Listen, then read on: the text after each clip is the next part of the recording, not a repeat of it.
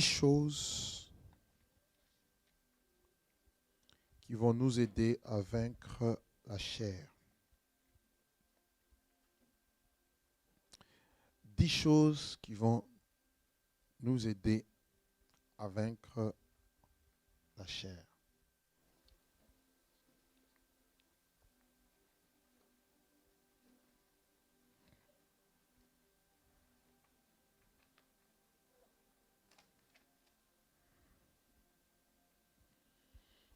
Seigneur, merci pour ta grâce. J'ai besoin de ta sagesse, de ton esprit, de ton onction. Inspire les paroles de nos bouches et que cette parole puisse produire en nous la vie, qu'elle puisse nous guérir, nous délivrer, nous restaurer sous l'effet de ta gloire au nom de Jésus-Christ. Je t'ai ainsi prié, Père. Amen. Prenons nos Bibles dans le livre de Galates.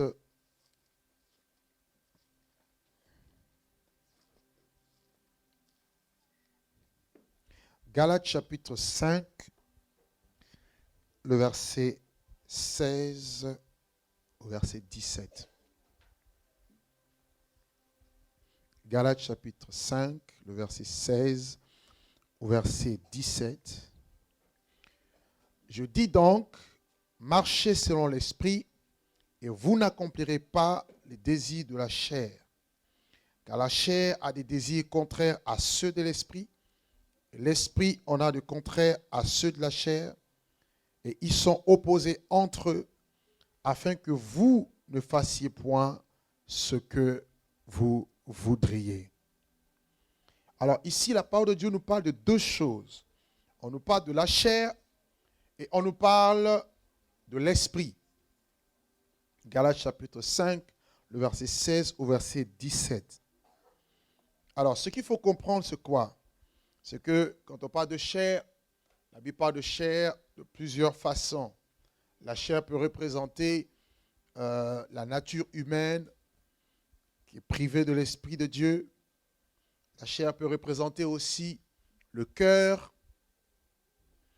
Mais surtout, lorsqu'on parle de la chair ici, on parle du caractère humain de l'homme, c'est-à-dire l'homme irrégénéré, cet homme, ou en gros le vieil homme. Voyez, en nous, nous avons la nature adamique, nous avons cette nature corrompue, nous avons cette nature faible, nous avons cette nature souillée par le péché.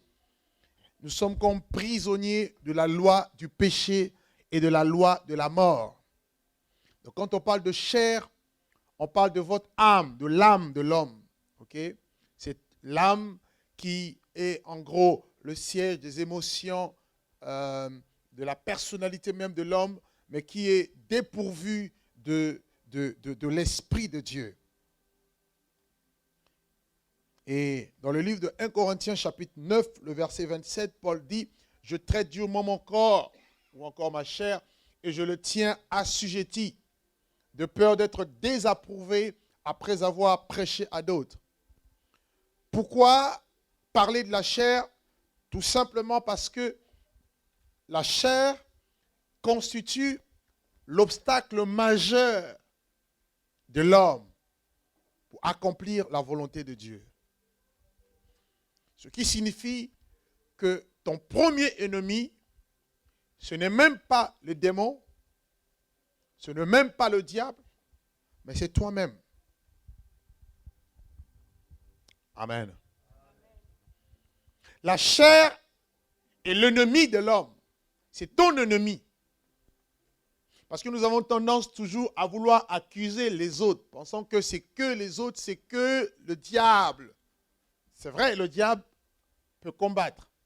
Mais dans la Bible, le premier ennemi de l'homme, c'est d'abord l'homme lui-même, c'est-à-dire sa chair. Pourquoi? Parce que la chair est corrompue. Prenez avec moi Romains chapitre 8. Romains chapitre 8, à partir du premier verset, on nous parle de la chair, de la loi du péché et de la mort qui est renfermée dans la chair. et de la loi de l'esprit de vie qui nous délivre en Jésus-Christ. Romains chapitre 8, à partir du premier verset. Il est dit, il n'y a donc maintenant aucune condamnation pour tous ceux qui sont en Jésus-Christ. En effet, la loi de l'esprit de vie en Jésus-Christ m'a affranchi de la loi du péché et de la mort. Car chose impossible à la loi, parce que la chair la rendait sans force. Dieu a condamné le péché dans la chair, en envoyant en cause du péché son propre Fils, dans une chair semblable à celle du péché, afin que la justice de la loi soit accomplie en nous, et que nous marchions non selon la chair, mais selon l'Esprit de Dieu. Amen. Verset 5 nous dit, car ceux en effet qui vivent selon la chair s'affectionnent aux choses de la chair. Le problème de la chair, c'est quoi? Si vous vivez selon la chair, si vous écoutez la chair, vous allez vous affectionner, vous allez vous attacher, vous allez commencer à aimer les choses de la chair. Alors que si vous vous affectionnez à l'esprit, vous allez vous attacher aussi aux choses de l'esprit. Or, les choses de la chair sont charnelles, terrestres. Alors que les choses de l'esprit sont spirituelles, éternelles, et ça vient de Dieu. Et Paul continue en disant, l'affection de la chair, c'est la mort. Tu ne comprends pas pourquoi il y a la mort peut-être dans ta vie. La mort alors que tu as les dons spirituels, mais tu meurs. Alors que tu as un ministère, mais tu meurs. Alors que tu pries, mais tu meurs. Tu jeûnes, mais tu meurs. Où est le problème? D'où vient le problème? Est-ce que je suis possédé? Ce n'est pas toujours un problème de possession, mais c'est surtout un problème de chair.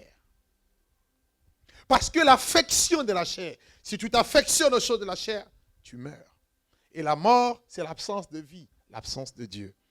L'affection de la chair, c'est la mort, tandis que l'affection de l'esprit, c'est la vie et la paix.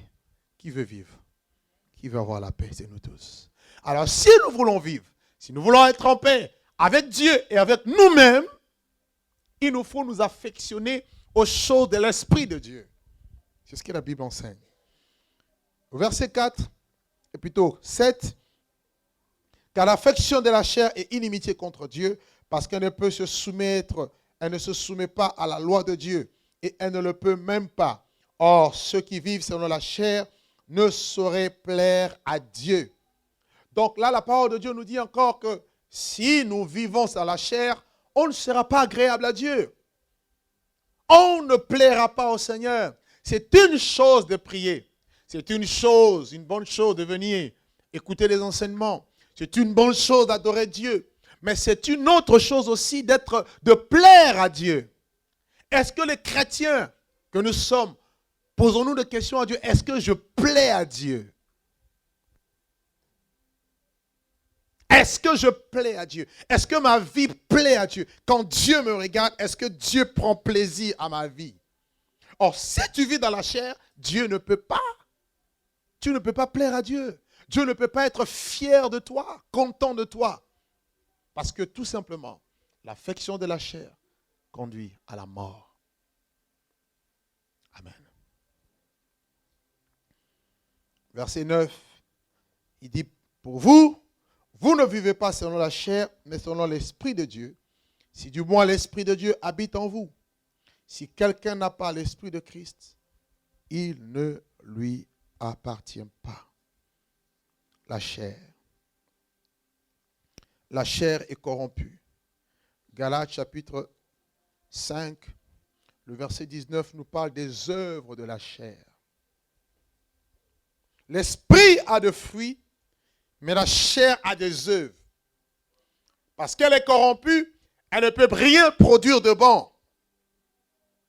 En toi, il n'y a rien de bon. Non. Seul l'Esprit de Dieu en toi peut ressortir quelque chose de bon et de meilleur. Alléluia. Et Galates chapitre 5 nous dit quoi? À partir du verset 19. Galates chapitre 5, le verset 19 au verset 21. Vous lisez avec moi? Galates chapitre 5, le verset 19 au verset 21. Que dit la Bible? Or, les œuvres de la chair, on peut les lire tous ensemble. Galates chapitre 5, versets 19 à 21. On y va? Or, les œuvres de la chair sont évidentes. Ce sont la débauche, l'impureté, le dérèglement, l'idolâtrie, la magie, les rivalités, les querelles, les jalousies, les animosités, les disputes, les divisions, les sectes, l'envie, l'ivrognerie, les excès de table et les choses semblables. Je vous le dis d'avance, comme je l'ai déjà dit, que ceux qui commettent de telles choses hériteront le royaume des cieux. Ah, ils vont hériter le royaume des cieux? Ils n'hériteront pas le royaume des cieux. Donc cela veut dire quoi? Si tu joues avec la vie chrétienne pour vivre dans la chair, sous prétexte que Dieu comprend, tu n'hériteras pas le royaume des cieux. Ça sera du temps perdu. Or, il s'avère que beaucoup de chrétiens sont charnels, vivent dans la chair. Ils peuvent écouter des prédications, des plus grands prédicateurs, mais ils ne changent pas. Et c'est ça le gros problème de l'Église aujourd'hui. C'est que la parole de Dieu ne pénètre pas dans les cœurs au point de changer de vie. Alléluia. Est-ce que je me fais comprendre? La Bible nous parle des œuvres de la chair. Les œuvres de la chair ne sont pas bonnes. Les œuvres de la chair sont mauvaises. Les œuvres de la chair sont corrompues. Et parmi ces œuvres, la Bible nous dit que ces œuvres sont évidentes. Et la Bible les énumère. La débauche. Dans la débauche, vous avez tout ce qui est dépravation. Vous retrouvez la fornication. Vous retrouvez l'adultère. Vous retrouvez la masturbation, la pornographie. Toutes les mauvaises choses se retrouvent dans la débauche. La Bible nous parle de l'impureté. Tout ce qui est impur, des choses qui sont sales, le dérèglement, ceux et celles qui vivent en dehors de la loi, qui ne se soumettent pas à la loi de Dieu. On nous parle de l'idolâtrie. Aimer, l'idolâtrie, c'est le fait d'aimer quelqu'un ou quelque chose plus que Dieu. Et aujourd'hui, nous aimons beaucoup la télé plus que Dieu. Nous aimons beaucoup nos enfants. Nous aimons beaucoup le show de ce monde plus que Dieu. Certes, on ne s'agenouille pas devant une statuette pour dire « Je t'adore, statuette ». Mais le fait d'aimer autre chose plus que Dieu fait de toi un idole, une idolâtre, une personne qui est idolâtre. Le fait d'aimer un homme, ton mari, ta femme, tes enfants, tes parents, voire même ton église plus que Dieu, tu es idolâtre. Alléluia. Parce qu'il y a des gens qui aiment beaucoup leur église plus que Dieu. Ils aiment trop le pasteur plus que Dieu. Devant le pasteur, ils sont très saints, 3 fois saints. Mais devant Dieu, ils sont des pécheurs. Ils n'ont pas peur de critiquer, mais devant le pasteur, ils sont saints. Tu es un idolâtre. Amen. Amen, amen, amen, amen. La magie, tout ce qui touche au spiritisme, tout ce qui touche à la sorcellerie, c'est aussi une œuvre de la chair. Paul continue. Les rivalités, il parle ici aux chrétiens, hein. Il ne parle pas aux païens, il parle aux chrétiens. Donc il y avait des chrétiens à Galate, dans la Galatie, qui pratiquaient la magie. Et il parle de magie, de la magie. Il parle de rivalité. Lorsqu'on est, on est dans la rivalité, dans la compétition, dans le querelle. Il parle de querelles, des disputes, les jalousies. Ouh là là, surtout dans l'église de réveil. Ça, c'est les choses qu'on retrouve. Jalousie sur jalousie. Pourquoi? À votre avis? Personne ne parle. Que Dieu vous bénisse. Alléluia. Gloire à Dieu. Les jalousies, les animosités, les divisions, les sectes, l'envie, l'ivrognerie. Il y en a qui viennent prier, mais ils sont ivrognes. Dieu a dit qu'il faut boire un peu.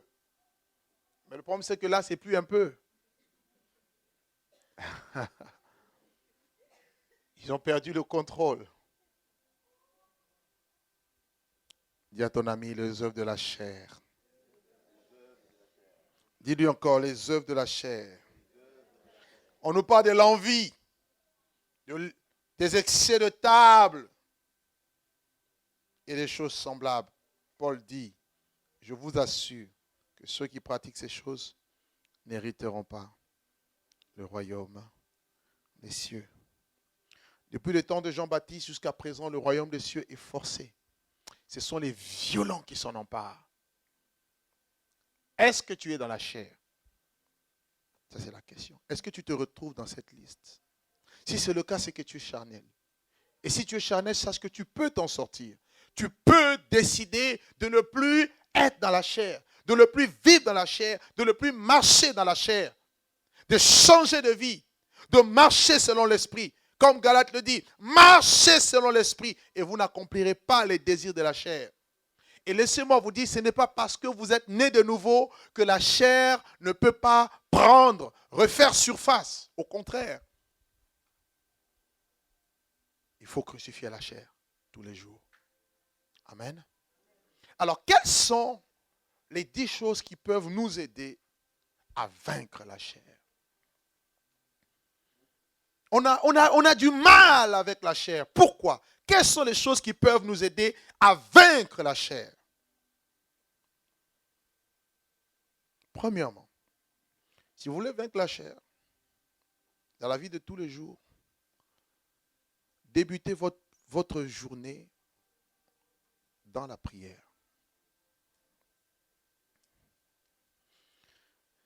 Combien de fois j'ai rencontré des chrétiens, pasteur, tu sais, je ne comprends pas, je fais tout pour ne pas être charnel, mais je me rends compte que je suis quand même charnel. Pourquoi? Parce que souvent, nous négligeons de démarrer notre journée dans la prière. La prière va t'aider à vaincre la chair. Je répète encore que la chair est là. Jusqu'à ta mort, jusqu'au jour où Jésus-Christ reviendra enlever l'église, ta chair sera là, ma chair sera là. Et si je n'arrive pas à l'assujettir, elle prendra le dessus sur l'esprit. Le Saint-Esprit est en toi, mais la chair aussi est là. Amen.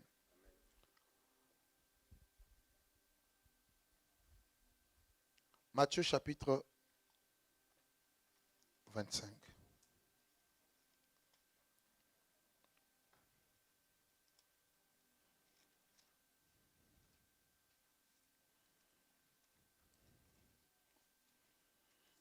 Matthieu chapitre 26, le verset 41.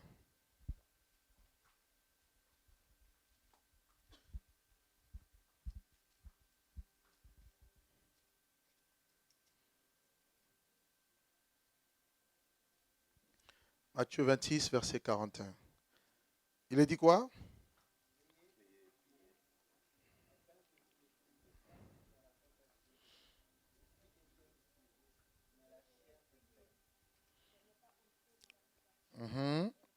Matthieu 26, verset 41 nous dit, voilà, veillez et priez, afin que vous ne tombiez pas dans la tentation.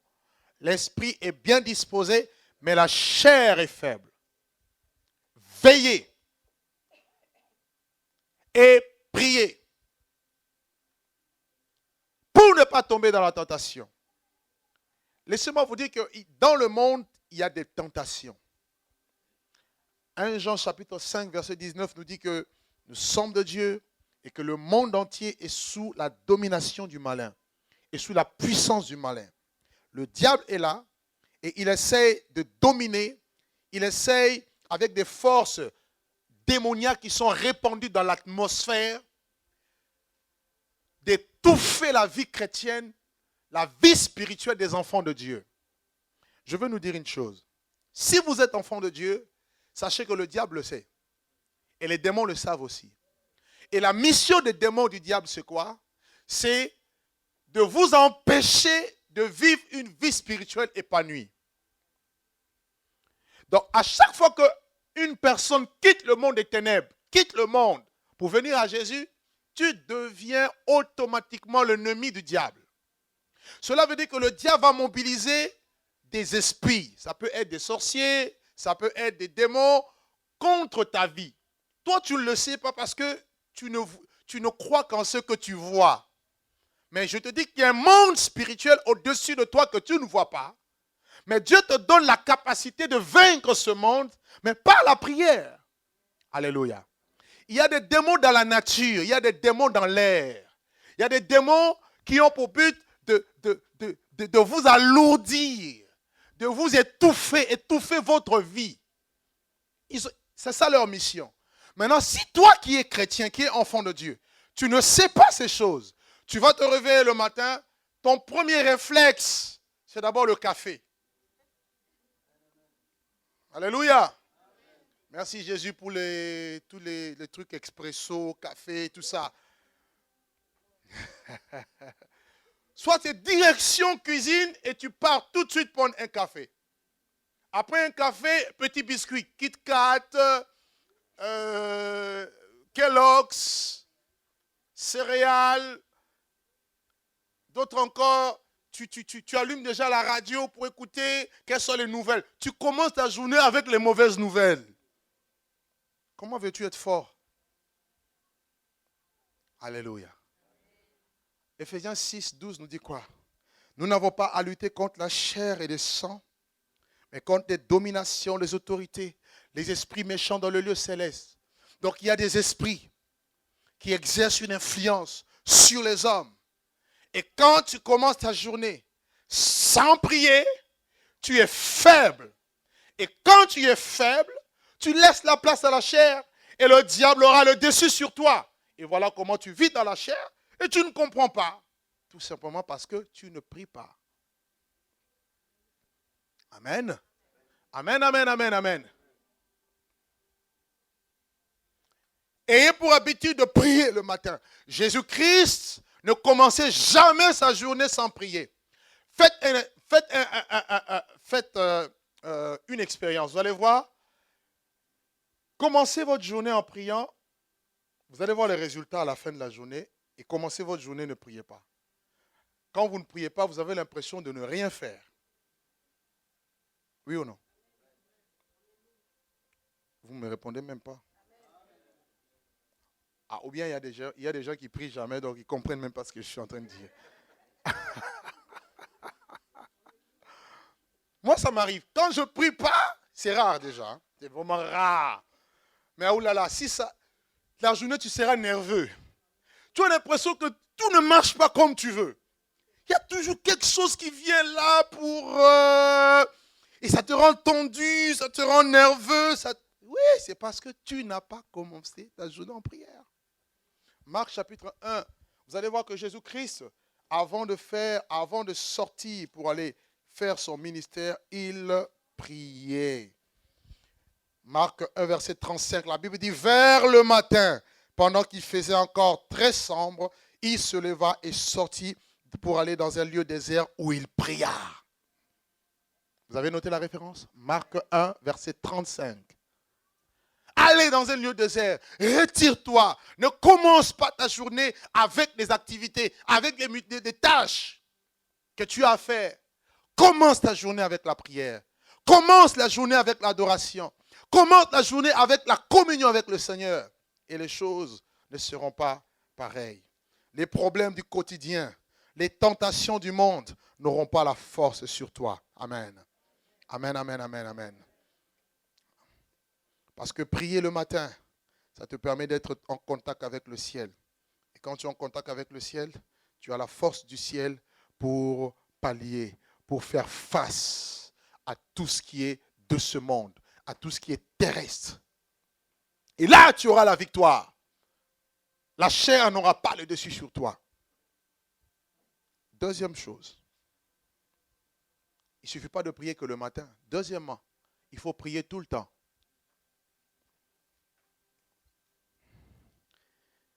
Il y a des personnes qui s'ennuient dans la prière. N'est-ce pas? Oui ou non? Ah. Il y a des personnes qui s'ennuient. Mais il faut faire en sorte que la prière devienne un plaisir pour toi. Une joie. Le demander au Seigneur. Seigneur, aide-moi à prier.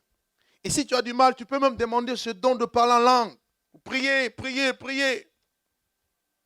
Qui arrive à tenir 1 heure ici, en prière?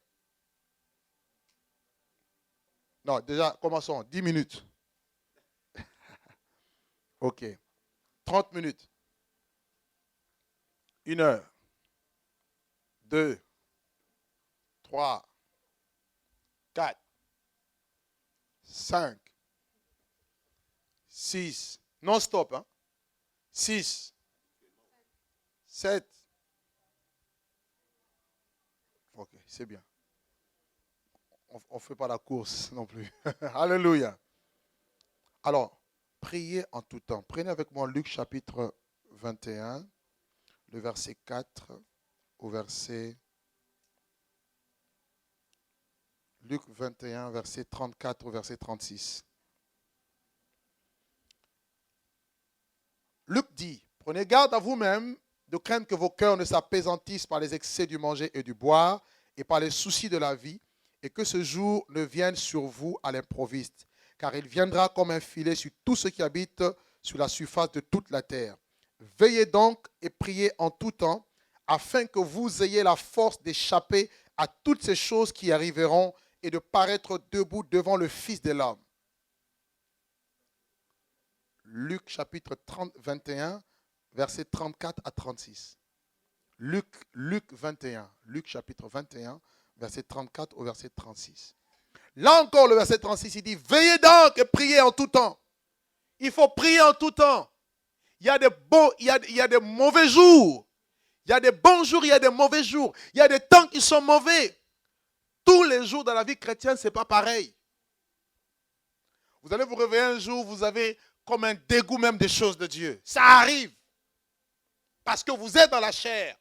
Mais même quand tu es dans ce temps de mauvais jours, la Bible dit qu'il faut que tu pries.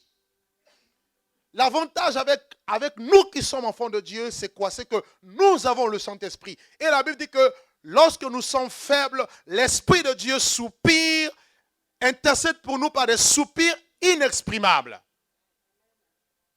Tu peux être là, tu n'arrives pas à prier, dis Seigneur, je viens juste dans ta présence. Je n'arrive pas à prier, mais aide-moi. Alléluia. Là, l'Esprit de Dieu viendra.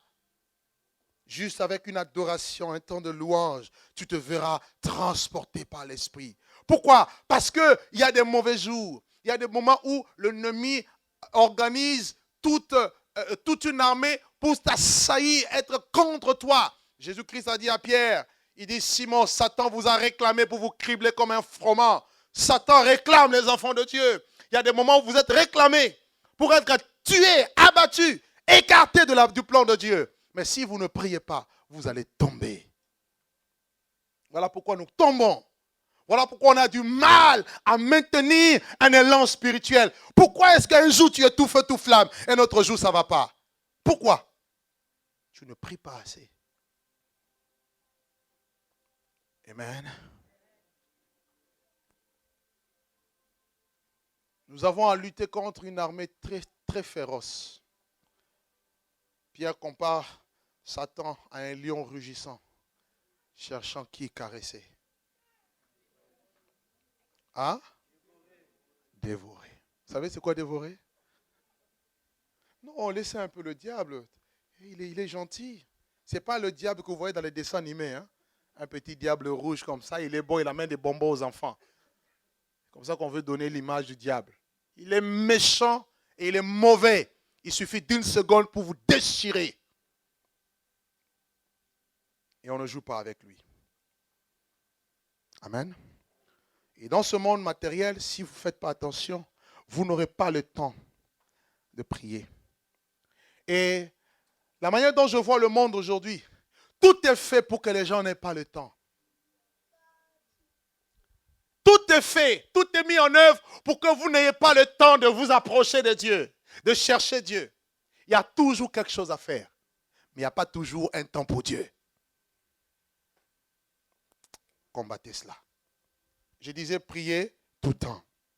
Amen. On le voit, ça se sent l'église. Quand on dit prière, on ne vient pas. Il y a toujours quelque chose à faire. Ben oui, tout le monde a toujours quelque chose à faire. Mais vous devez comprendre que ça doit être une urgence pour vous. Une priorité. Éphésiens chapitre 6, verset 18, Paul disait, faites en tout temps par l'Esprit toutes sortes de prières. Éphésiens 6, 18. Faites en tout temps par l'Esprit toutes sortes de prières et veillez-y avec une entière persévérance. Il faut prier. Pourquoi prier? Parce que plus vous priez, plus vous attachez aux choses de Dieu. La prière nous rapproche de Dieu. La chair nous détache de Dieu, mais la prière nous rapproche de Dieu. Amen. Et vous allez voir, Daniel, par exemple, Daniel priait 3 fois par jour. 3 fois par jour, il priait son Dieu. Et le Seigneur a pu l'épargner de toute la pression, l'oppression qu'il y avait à Babylone. Apprenez à prier avant, pendant et après les activités. Avant de sortir, ne sortez jamais de votre maison comme ça, je suis pressé. Priez. Et surtout aujourd'hui avec la montée du terrorisme, vous ne savez pas ce qui vous attend dans les trains, dans les avions, dans les routes, sur les routes. Vous ne savez pas. Ayez l'habitude de prier. Alléluia. Alléluia. Est-ce qu'on est un peuple de Dieu qui veut la prière ici? La prière va t'aider à surmonter les attaques du diable. Ne pense pas parce que tu es en Jésus, tu n'auras pas de flèches. Au contraire, parce que tu es en Jésus, tu auras beaucoup de flèches, beaucoup d'attaques. Il y a même des satanistes qui entrent dans les églises pour envoyer des flèches.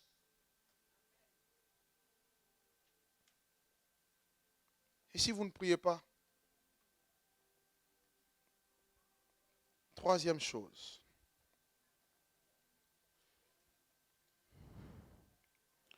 Je vous donne juste 2 références à noter pour terminer la prière. Colossiens chapitre 3, verset 16. Associez à votre prière la louange, l'adoration, des cantiques spirituels. Colossiens 3, 16 à 17. Éphésiens chapitre 5, verset 19 au verset 20. Entretenez-vous par des cantiques spirituels, chantant à Dieu de tout votre cœur. Les cantiques, les chants du Seigneur. Amen. Lorsque vous vous retrouvez, Colossiens chapitre 3, verset 16 à 17, Éphésiens 5, 19 à 20. Éphésiens 5, 19 à 20. Lorsque vous vous retrouvez entre frères et sœurs, prenez aussi un temps de prière. Ne soyez pas seulement à divaguer comme ça dans la nature, dans des conversations. Un temps aussi pour la prière. Ça va vous maintenir dans la connexion avec le ciel. Priez pour demander la sagesse à Dieu. Demandez la volonté de Dieu quand vous voulez vous engager dans des projets. Demandez l'orientation, la direction, voire même les stratégies de Dieu. Alléluia. C'est très important. Plus vous développez la vie de prière, plus la chair n'aura pas le dessus sur vous. Troisième chose qui va nous aider à vaincre la chair. Lisez et méditez la parole de Dieu. La lecture et la méditation de la parole de Dieu.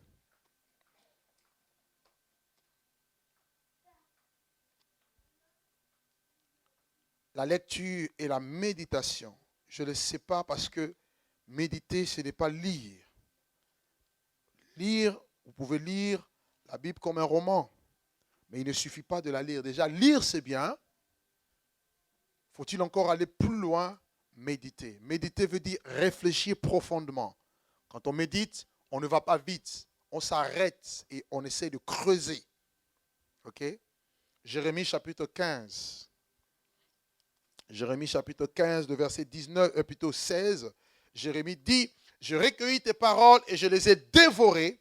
Et tes paroles ont fait la joie et l'allégresse de mon cœur, car ton nom est invoqué sur moi, dit l'Éternel, le Dieu d'Israël. Jérémie chapitre 15, le verset 16. Jérémie ici a dévoré la parole. Il dit, j'ai recueilli tes paroles et je les ai dévorées. Tu dois dévorer la parole. Tu dois aller en profondeur. Tu dois manger la parole de Dieu. L'homme ne vivra pas de pain seulement, mais de toute parole qui sort de la bouche de Dieu. Matthieu chapitre 4. Jérémie, plutôt Josué chapitre 1, verset 8 que nous connaissons. Josué 1, 8 dit que ce livre de la loi ne s'éloigne point de ta bouche. Médite-le nuit et jour, jour et nuit. Et non seulement il faut méditer, il faut appliquer ce qui est écrit. Alléluia. Ne lis pas ta Bible que le dimanche. On peut voir les Bibles qui se lisent que le dimanche. Elles sont toutes propres. C'est comme si elles sortaient de la librairie CLC aujourd'hui, quoi. Alors que ça fait 10 ans que tu es converti, mais ta Bible, elle est jolie, là. Elle ne se lit pas tout le temps. Parce que si tu la médites nuit et jour, elle sera comme la mienne, là. Bizarre. Il faut la lire. Plus tu lis, le Saint-Esprit va t'aider. Cette parole sera imprégnée dans ton esprit. Et c'est cette même parole qui est la nourriture de ton esprit. De la même manière, tu as besoin de manger, petit déjeuner, déjeuner, dîner le soir, pour que tu sois en forme, que ton corps soit en forme pour travailler. De la même manière, ton esprit a besoin de la parole de Dieu pour être fort, pour dire non. On a vu dans Matthieu 26, veillez prier, la chair est faible, mais l'esprit est disposé. Si tu nourris l'esprit, l'esprit sera toujours plus fort que la chair. Souvent, on ne nourrit pas l'esprit. Tout ce qui se passe aujourd'hui, on n'a pas le temps pour lire la Bible. Amen. Et voilà pourquoi on est maigre spirituellement. Psaume 1, verset 1 à 3. Heureux l'homme qui ne marche pas selon le conseil des méchants, qui ne s'arrête pas sur la voie des pécheurs, qui ne s'assied pas en compagnie de moqueurs, mais qui trouve son plaisir dans la loi de l'Éternel et qui la médite nuit et jour. Ce que j'aime dans ce passage, c'est que ton plaisir doit être là. Est-ce que vous êtes sûr que le plaisir de tous les chrétiens sont là? Non. Nos plaisirs sont dans les fêtes. Nos plaisirs sont dans la télévision, les réseaux sociaux, le téléphone free, gratuit. On appelle le Canada, les États-Unis. On passe 10 heures au téléphone. On passe beaucoup plus de temps avec les hommes qu'avec Dieu. Évaluez un peu votre temps. Hein? Évaluez un peu votre temps. Combien de temps passez-vous avec les hommes et combien de temps passez-vous avec Dieu? Vous allez voir. C'est ce qui explique votre faiblesse, en fait. Et si l'église est faible, c'est tout simplement parce que l'église est charnelle. Paul le dit, il y a des divisions, des murmures, des querelles au milieu de vous. N'êtes-vous pas charnel? Ne marchez-vous pas selon l'homme? Et dans Galates 3, là-bas, il dit, vous, après avoir commencé dans l'esprit, vous terminez par la chair. Beaucoup ont commencé dans l'esprit. Prenez plaisir aux choses de Dieu. Mais avec le temps, avec les mauvaises habitudes, vous pouvez avoir même les mauvaises habitudes à l'église. Hein? Tu étais discipliné, mais tu deviens indiscipliné. Parce que tu t'es attaché avec des mauvaises personnes qui ne t'aident pas à avancer. Qui sont là, qui ne disent jamais la vérité. Charnel. Dis à ton ami charnel, regarde-lui. Dis-lui, regarde, je t'autorise, regarde-le enfin, dis-lui charnel. Tu es charnel, mon frère. Ah oui, il faut changer au nom de Jésus. On doit se délivrer. Ce n'est pas normal que là où on devait s'assembler pour être meilleur, on devient pire. Paul dit aux chrétiens de Corinthe, ce que je déplore, c'est que quand vous vous assemblez, ce n'est pas pour devenir meilleur. Vous vous assemblez pour devenir pire. tu deviens plus méchant que quand tu étais païen. Vrai ou faux? C'est la pire des méchancetés qu'on retrouve à l'église que même dans le monde. Et ça, c'est partout. Pourquoi? Parce que les autres sont charnels. On a vu, l'affection de la chair, c'est la mort. Que Dieu nous délivre. Alléluia. Romains 12, verset 1. Ne vous conformez pas au siècle présent, mais soyez transformés par le renouvellement de l'intelligence. À chaque fois que tu médites la parole de Dieu, ton intelligence est renouvelée. Alors, je nous donne un conseil gratuit. Aimez les personnes qui aiment la parole. Aimez les personnes qui vont vous apporter un plus à la parole. N'aimez pas les gens qui ont toujours des commentaires à faire. Tu as vu, la sœur Dominique, elle était habillée comme ça. Elle n'avait pas mis de vernis. Hein. C'est quoi la femme là? C'est quoi cet homme-là? Tu as vu comment le pasteur était habillé? Puis il ne s'habille pas bien. Son pantalon n'était même pas repassé. Donc toi, tout ce qui s'intéresse, c'est le pantalon du pasteur qui n'était pas repassé. Et tout ce qu'on a prêché, tu n'as rien compris. Et j'en passe. Alléluia. On peut rire, mais je dis des choses sérieuses et vraies. Donc tout ce qui est inutile, c'est ce qui nous intéresse au fait.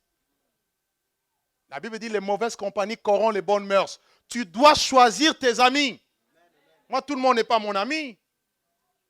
Et ça ne se force pas l'amitié. Je ne suis pas obligé d'être ton ami. Ou bien, il y en a, ils veulent être amis par la force, quoi. Oh, amis, non! Si on n'a pas les mêmes centres d'intérêt, on n'est pas amis. Donc, je n'ai pas besoin de quelqu'un qui va venir tout le temps. Il a fait que, tel a dit que, il paraît que. Donc, c'est ça ton ministère? Pose la question à ton voisin, c'est ça ton ministère? Non, tu n'as pas parlé. Pose à ton ami, c'est ça ton ministère? Moi, mon ministère, c'est le ministère de la réconciliation. Réconcilier les hommes avec Dieu et réconcilier les hommes entre eux. Alléluia.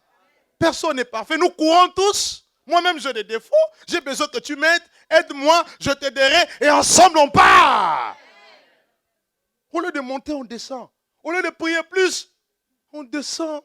Ça ne va pas. La méditation de la parole. Psaume 119, vous allez lire à la maison. La Psaume 119 nous fait l'éloge de la parole de Dieu. Ta parole est une lampe à mes pieds, une lumière sur mon sentier. Le fondement de ta parole, c'est la vérité. La révélation de tes paroles est claire. Oui, je serre ta parole dans mon cœur afin de ne pas pécher contre toi. Et ça, c'est... David était quelqu'un qui aimait la parole de Dieu. Aime la parole. Plus tu aimes la parole de Dieu, plus tu ne vivras pas selon la chair.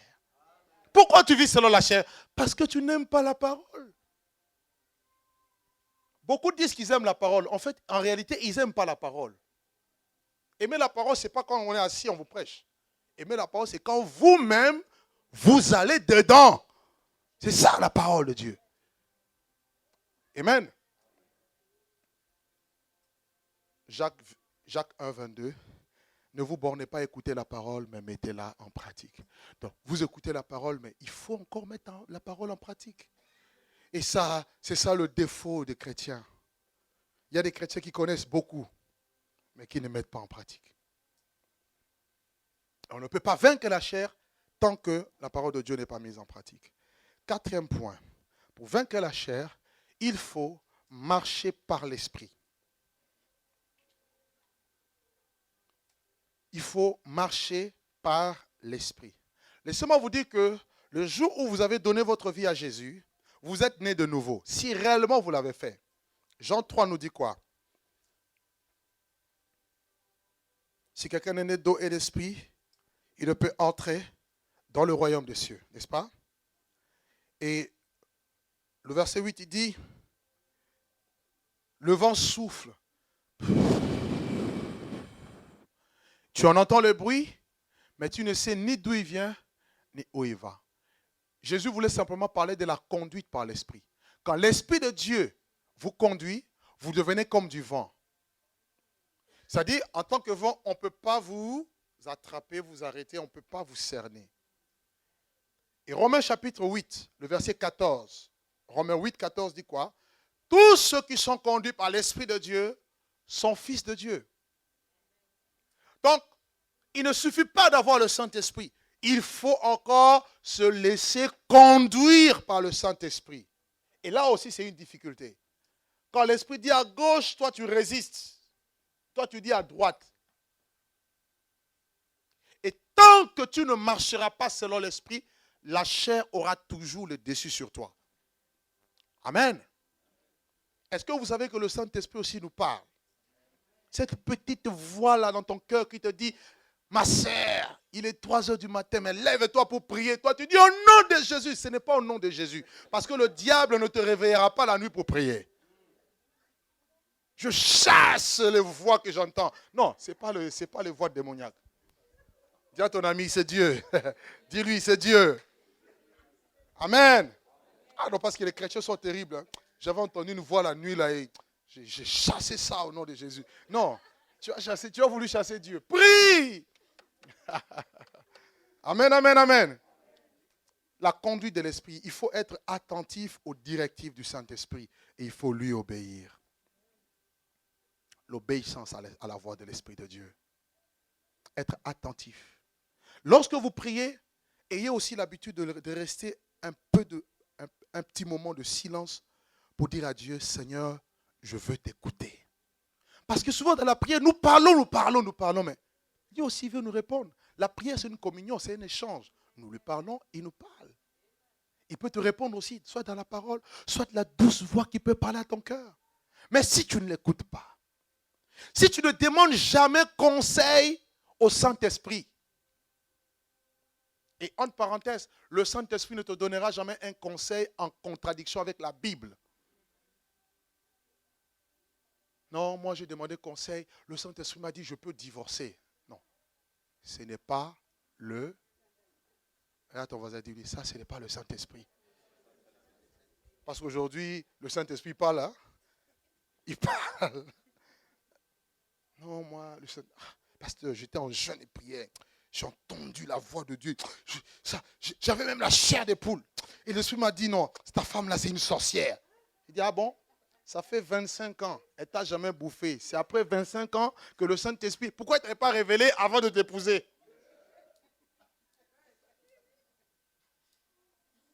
Amen. Non, on peut rire, mais c'est des choses vraies. Je vous dis la vérité. Non, moi, le Saint-Esprit m'a dit, je dois prier à la maison. Ça, c'est le Saint-Esprit. Non, ce n'est pas le Saint-Esprit. Dis à ton ami, ça, ce n'est pas le Saint-Esprit. C'est le reflet soit de ta déception, soit de ton orgueil. En tout cas, il y a quelque chose, mais ce n'est pas le Saint-Esprit. La Bible dit, quand il viendra, Jean 16, il vous conduira dans toute la vérité. Qu'est-ce que la vérité? C'est la parole de Dieu. Parce qu'aujourd'hui, pour ne pas permettre à ce que les gens jugent ce que tu reçois, on dit tout de suite, Dieu m'a dit. Le Saint-Esprit m'a parlé. Quand on dit le Saint-Esprit, on ne peut plus te juger parce que c'est le Saint-Esprit. Qui peut juger le Saint-Esprit? Amen. La marche selon l'Esprit. Le Saint-Esprit te conduira dans la vérité. Et ce que j'aime dans la marche de l'Esprit, c'est que il produira d'abord en toi le fruit de l'Esprit. Alléluia. Tu ne peux pas vaincre la chair tant que tu ne laisses pas le fruit de l'Esprit s'extérioriser, se rendre visible. La présence de l'Esprit de Dieu amène d'abord les fruits avant les dons. Or, nous avons des gens qui aiment trop les dons, mais qui n'ont pas de fruits.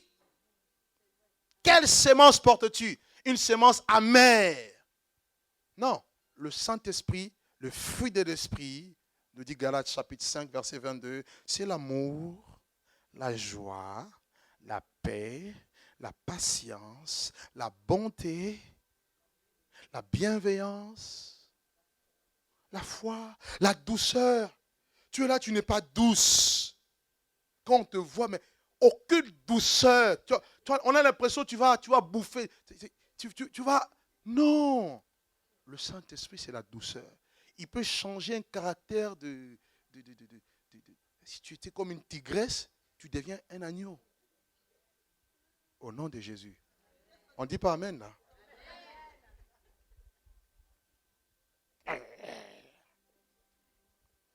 Vous serez de quel bois je m'échauffe. Tu n'as pas le Saint-Esprit. Le Saint-Esprit amène le fruit. Alléluia. Tu changes. Ah, quand celle-là ou celui-là, quand il n'avait pas Jésus et quand on le voit, on la voit maintenant, il y a une différence. Amen. Très important. Le Saint-Esprit te conduira toujours selon Dieu. Abandonne-toi entre ses mains. Amen. Et le Saint-Esprit, ce que j'aime aussi, c'est qu'il te donnera la victoire sur l'ennemi. Isaïe 59, versets 19 à 21. Quand l'ennemi viendra comme un fleuve, l'Esprit de l'Éternel le mettra en fuite.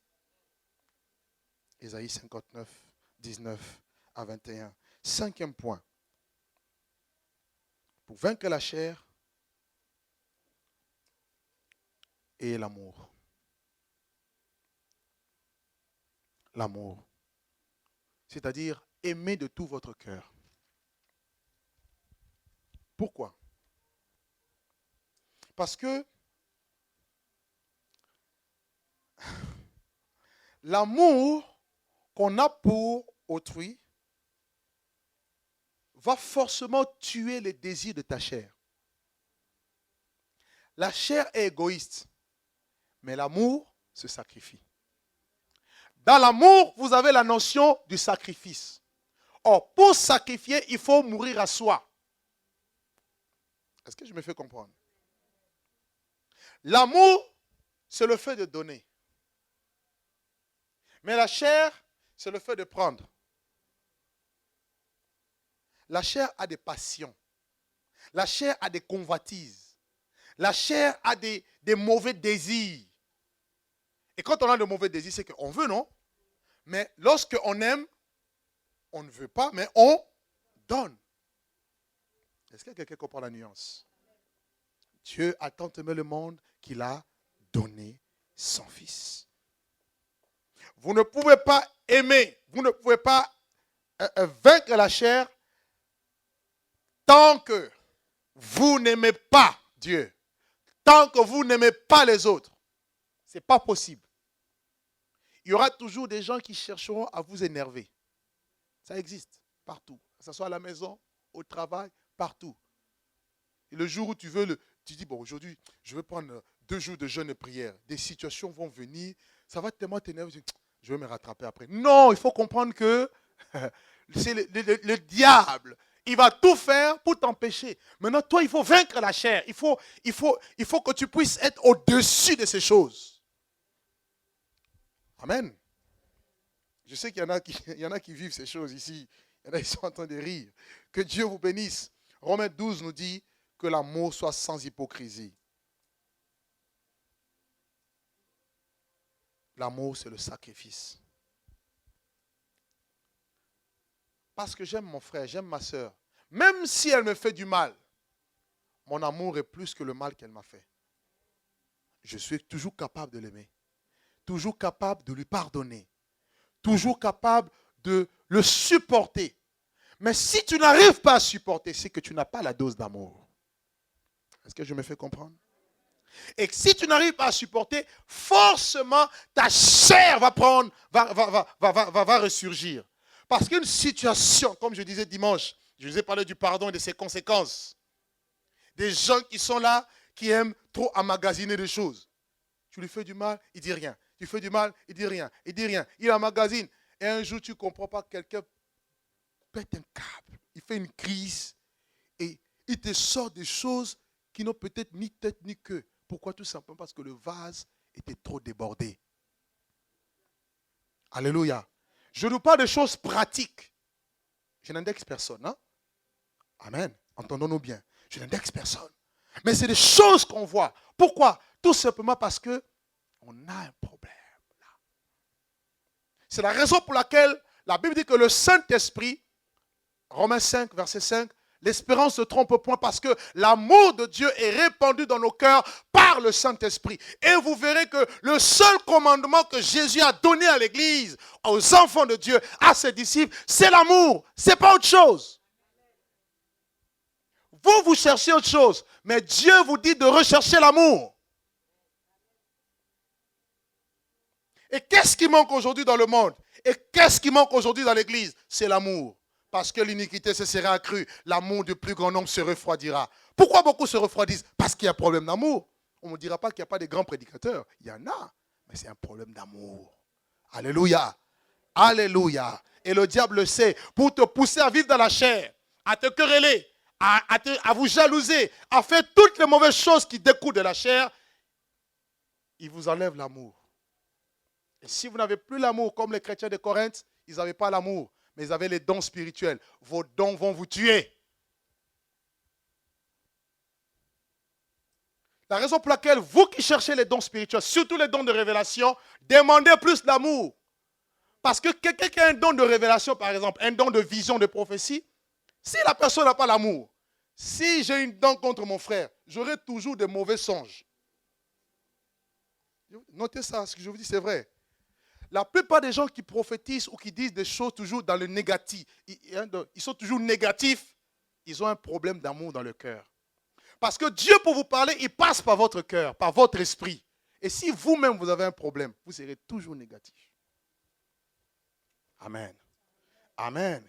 Il y a des gens qui n'ont peut-être pas eu beaucoup d'amour dans leur vie. Mais sachez que Dieu est votre Père et il vous aime. Même si les hommes ne vous ont pas aimé, mais Dieu vous aime. Donc quand vous venez dans la présence de Dieu, dites, Seigneur, tu es mon Père. Et je veux être rempli de ton amour. L'amour de Dieu dépasse l'amour qu'un homme peut donner à sa femme. Je vous dis la vérité. L'amour de Dieu dépasse l'amour qu'une femme peut donner à son mari et encore à ses enfants. Et si vous avez l'amour de Dieu, même si les gens ne vous aiment pas, tu as dit, je m'en moque parce que moi, Dieu m'aime. Ah, moi, je ne viens plus dans cette église, on ne m'aime pas. C'est que tu n'as pas l'amour de Dieu. Ah non, moi je quitte tel ministère parce qu'on ne m'aime pas. Non. Et c'est ça le grand problème aujourd'hui. Et le diable le sait. L'amour. C'est pourquoi j'insiste sur ça. L'amour. Dis encore à ton voisin, l'amour. Regarde-le en face, dis-lui, aime-moi. Non, regarde-le bien en face, dis-lui, aime-moi. Tel que je suis, aime-moi. Avec mes défauts, mes qualités, aime-moi. Amen. Parce que je suis sûr, vous passez au scanner, vous allez voir combien vous êtes mauvais. Combien vous avez des défauts. Mais en général, on a tendance à voir la paille qui est dans l'œil de l'autre. On oublie que nous-mêmes, on a une poutre. Si tu te regardes, ça c'est moi. Ah oui, c'est toi. C'est bien toi tel que tu es. Amen. Sacrifie-toi pour les autres. 6e point. Allons-y rapidement. Si vous voulez vaincre la chair, pensez et agissez en fonction du royaume de Dieu. 6e point. Pensez et agissez en fonction du royaume des cieux. Pensez et agissez en fonction du royaume de Dieu. Il y a 2 royaumes. Il y a le royaume de Dieu et le royaume du diable. C'est-à-dire, à part les 2 royaumes, il n'y a pas un autre royaume. Soit quelqu'un est dans le royaume de Dieu, soit il est dans le royaume du diable. Ok? C'est-à-dire, faites toutes vos actions en vous rappelant qu'il n'y a que 2 royaumes. Quand je pose cet acte, quand je pense ainsi, je fais progresser quel royaume? Le royaume de Dieu ou le royaume du diable? Il y a beaucoup de chrétiens qui sont utilisés par le diable sans le savoir. Ils posent des actes, mais ils font progresser le royaume du diable. 2 Corinthiens chapitre 2, le verset 11 nous dit, il ne faut pas laisser l'avantage à Satan, parce que nous n'ignorons pas ses desseins. 2 Corinthiens 2, verset 11. Donc le diable a des desseins. 2 Corinthiens 2, verset 11. Il a des desseins. Et si vous ne faites pas attention, vous pouvez travailler pour lui sans salaire. Alors que vous vous dites enfant de Dieu, mais vous êtes entre les mains du diable. Pierre a donné la grande révélation à Jésus. Mais le même jour, Pierre a été utilisé par le Satan, par le diable. Jésus lui a dit, arrière de moi, Satan.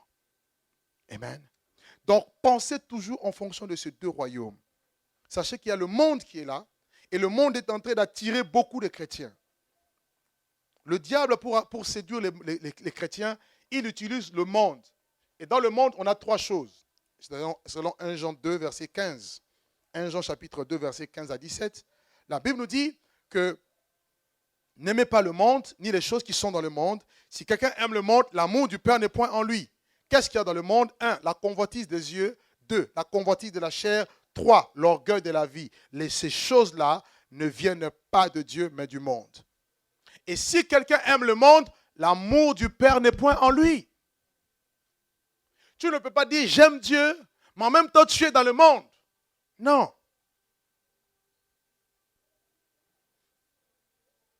Le monde a une sorte de convoitise, de séduction qui attire.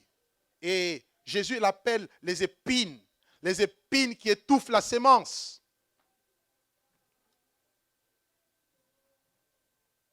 Amen. Dans chaque acte que tu poses, est-ce que tu fais avancer le royaume de Dieu? Ça, c'est la grande question. 7e point. Apprenez à jeûner. Convoitise des yeux, convoitise de la chair et orgueil de la vie. 1 Jean chapitre 2, versets 15 à 17. 7e point, le jeûne. Vous voulez vaincre la chair, votre premier ennemi, apprenez à jeûner. Alléluia. Ah, là, il n'y a pas d'amen, là. La nourriture. Le jeûne, abstinence de toute nourriture. Il faut apprendre à oublier un peu le colombo, la chikwang, les poulets, les yaourts, toutes ces choses. La loco, quoi d'autre là? Tchep. Amen. Le ndolé. Oui, colombo, fruits à pain, tout ça. La semoule. Il y en a, c'est la semoule, ils prennent le matin. Hein, parce que le petit déjeuner, ce n'est pas trop consistant. C'est pour bétonner la journée, quoi. Hein. Alléluia. Il faut apprendre à vous abstenir de ces choses. Pourquoi? Parce que le jeûne est très important. Le jeûne va vous aider à briser la chair et ses désirs. Comprenez que cette chair-là, elle a des désirs. Et vous devez apprendre à les tuer. Faites le contraire de ce qu'il vous demande. C'est le jour où vous voulez jeûner que vous avez un mal de tête bizarre. Pour expliquer que non, Seigneur, je n'arrive pas à jeûner. Le jour où tu veux jeûner, c'est le jour où bizarrement le matin, tu n'as pas envie de manger, mais tu passes juste devant une boulangerie, l'odeur d'une viennoiserie traverse tes narines. Et tu dis, Seigneur Jésus, pardonne-moi. Tu n'as pas encore mangé, mais tu demandes déjà pardon. Tu dis, je veux me rattraper demain. Alléluia. Tu es concerné, non? Le jour où tu vas jeûner, c'est le jour où ta famille va venir te rendre visite, tu dois leur faire à manger. En réalité, tu ne jeûnes pas. Oui ou non? Il n'y a pas d'amen là. C'est comme si ça ne vous plaît pas ce que je dis. Même si ça ne vous plaît pas, c'est normal. C'est la chair qui doit être brisée. Il faut savoir dire non. Je suis invité à un anniversaire, mais aujourd'hui, je jeûne.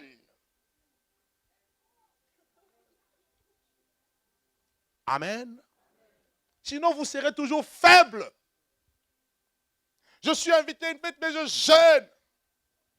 Moi, la plupart des fois, quand je jeûne, c'est là que je vais passer voir quelqu'un. Et quand tu vois la personne, tu sais, on avait fait un bon repas. Tu regardes déjà la table, tu dis, ah, Jésus de Nazareth. Et bon, merci. Je peux emballer. Alléluia. Mais ça, c'est une tentation. Et tu ne comprends pas, tu es toujours faible. Difficile de maintenir une certaine rigueur, une certaine discipline personnelle. Ah, je ne comprends pas, ma vie n'avance pas, ma vie chrétienne n'avance pas. C'est un manque de discipline. Apprends à tenir ton corps assujetti. Alléluia. Aide-moi à dire à ton voisin, jeûne un peu. Dis-lui, jeûne un peu. Et vous avez plusieurs types de jeûnes. Vous avez un jeûne court, le jeûne d'un jour, de 3 jours, d'Esther, comme on dit. Vous avez le jeûne de consécration, un jeûne de 10 jours.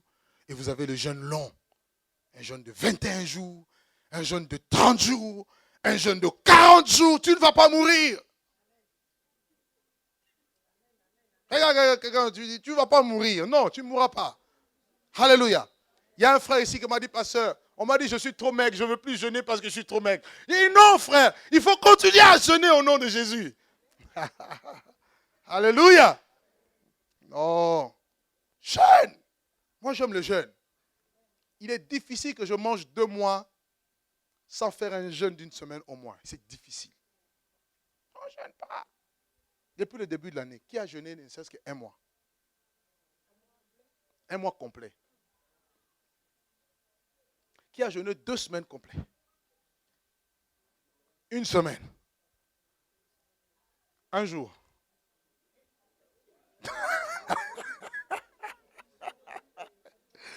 Alléluia.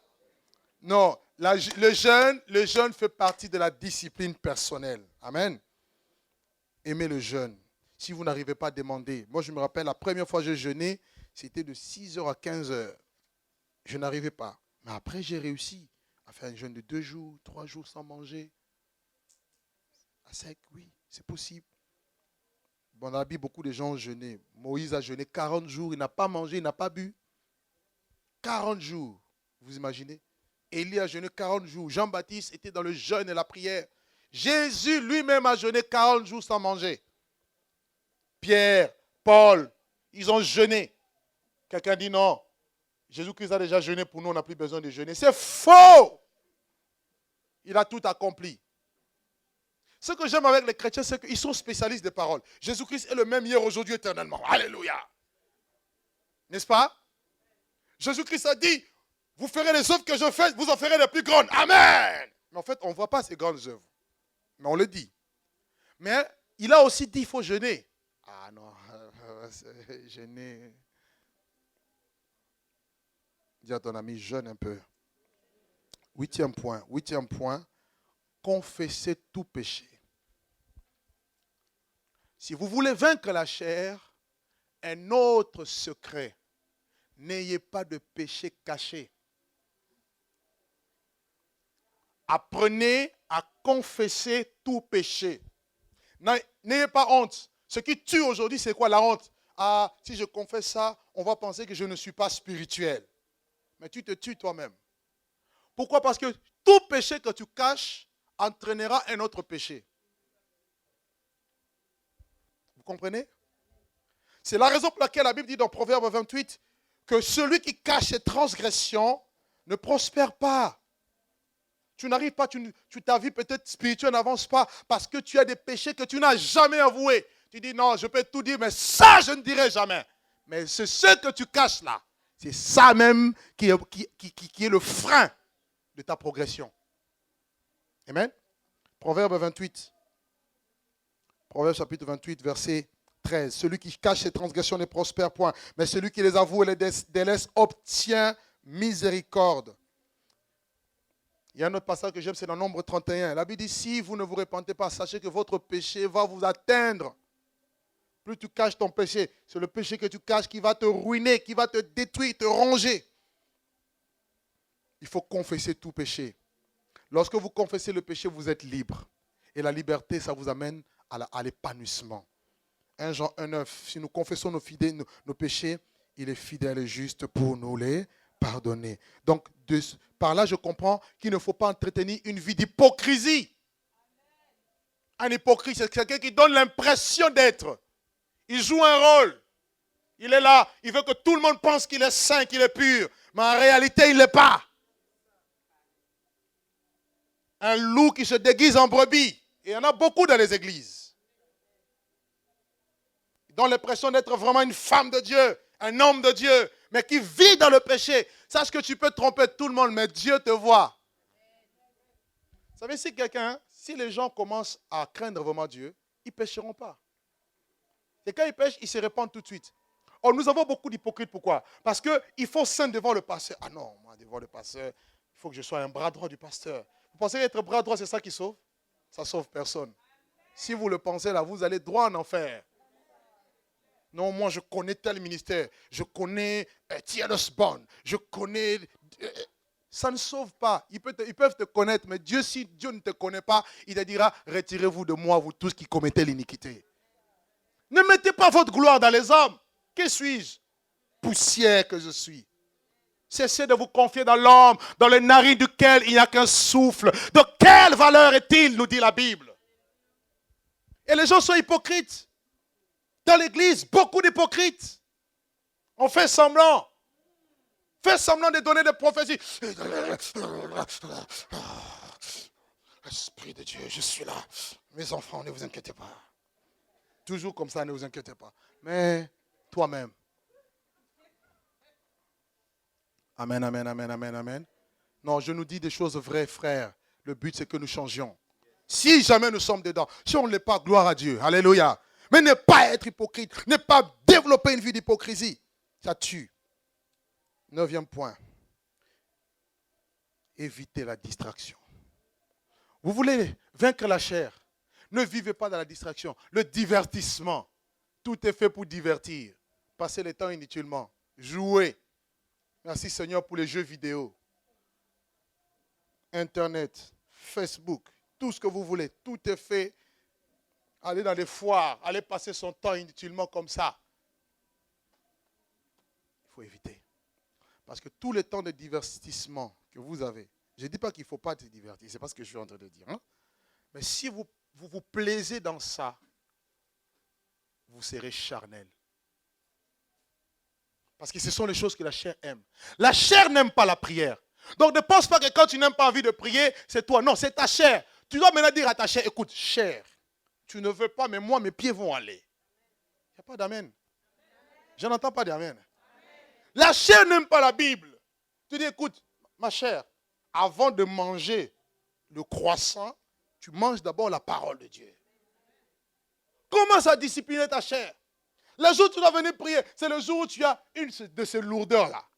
Tu as l'impression qu'on t'a mis un sac de ciment au dos. Et mal de dos. Et une fois que le temps de la prière est passé, tu te sens... Ah, mais qu'est-ce qui s'est passé? J'ai rien compris. Oui, mais c'est la chair. Amen, amen. Amen, amen, amen. La chair aime dormir. L'esprit peut te dire, ne dors pas. Prie. Ce n'est pas tous les jours qu'un chrétien dort. Il faut dormir 8 heures, 9 heures, 10 heures, 11 heures, 12 heures de temps. C'est un problème. Grâce matinée. Alléluia. Et on me dit, qu'est-ce qu'il raconte? 1 Corinthiens chapitre 6, verset 12. 1 Corinthiens 6, 12 dit quoi? Tout est permis, mais tout n'est pas utile. Est-ce que c'est mauvais? Est-ce que c'est mauvais? Ce n'est pas mauvais, mais ce n'est pas utile. Ça détruit ta vie. Ça détruit ta foi. Ça détruit ta vie de l'esprit. La vie avec le Saint-Esprit doit se maintenir. La flamme de Dieu, tu es le premier à maintenir ta flamme. Personne d'autre n'est responsable de ta vie. Parce qu'il y a des chrétiens, maintenant, ils pensent que si il est chrétien faible, c'est la faute des pasteurs. Toi et moi, chacun sera jugé à son tour. On ne va pas appeler Douglas et Trésor. Il a sa vie, j'ai la mienne. Si lui prie plus que moi j'aurais rien, lui il aura plus. Alléluia. Non, mon mari ne m'aide pas assez. Arrête de t'appuyer. Dis à ton ami, enlève les béquilles. Dis-lui, enlève les béquilles.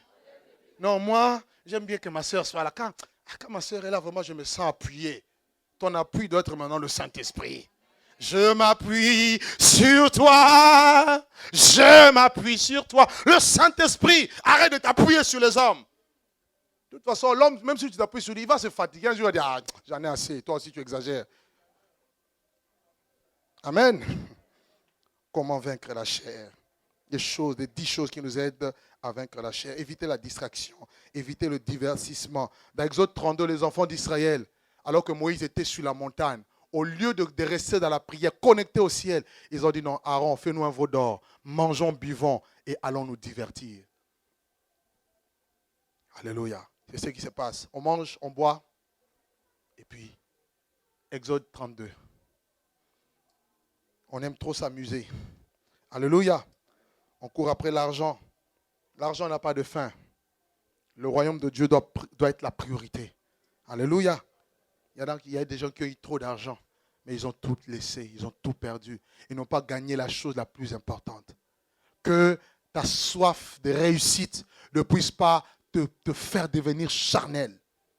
Avec Dieu, on réussit. Mais il faut mettre Dieu en première position. Et dernier point, c'est dernier point, hein? 10e point, c'est ça? Portez votre croix. Et je termine là. Vous voulez vaincre la chair? Portez votre croix. C'est-à-dire acceptez la souffrance selon Dieu. Portez votre croix. Apprenez à renoncer à votre vie. Vous ne serez jamais, vous ne vaincrez jamais la chair tant qu'il y aura toujours les moi. Moi, je n'aime pas qu'on parle comme ça. Moi, ceci, moi, cela. Ton moi doit mourir. Je dis encore, ton moi doit mourir. Ton ego doit disparaître. Matthieu chapitre 16, verset 24, Jésus-Christ disait, si quelqu'un veut venir après moi, il doit rendre sa vie et il doit se charger de sa croix et il doit me suivre. Tel que nous sommes ici, chacun de nous a sa croix. Matthieu chapitre 16, verset 24. Chacun de nous a sa croix. Et la croix, c'est quoi? La croix, ce sont les persécutions. La croix, ce n'est pas la maladie. La croix, ce n'est pas les souffrances que tu peux avoir. Non, de manière humaine, je veux dire.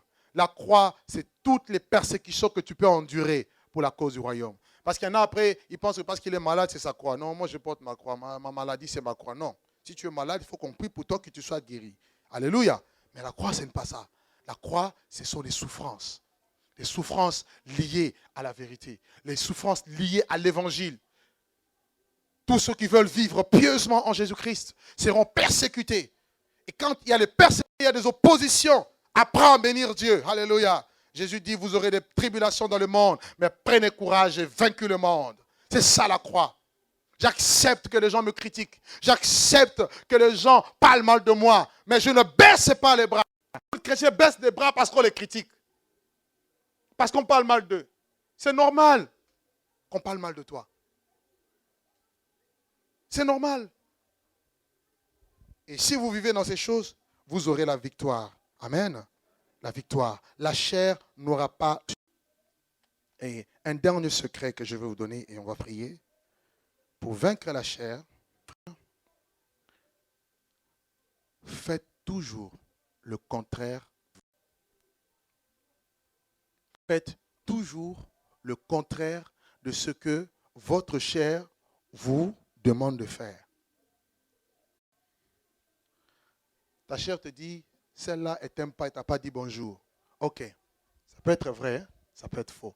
Alors, comme c'est le cas, moi, frère, tu vas bien, je fais le contraire. À chaque fois que tu feras faire, tu auras toujours la victoire. Alléluia. Alléluia. Que la chair ne soit plus un obstacle pour vous. Nous sommes sauvés. Nous avons le Saint-Esprit.